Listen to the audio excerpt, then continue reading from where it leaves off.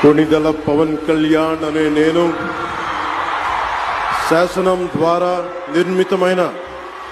భారత రాజ్యాంగం పట్ల నిజమైన విశ్వాసం, విధేయత చూపుతానని,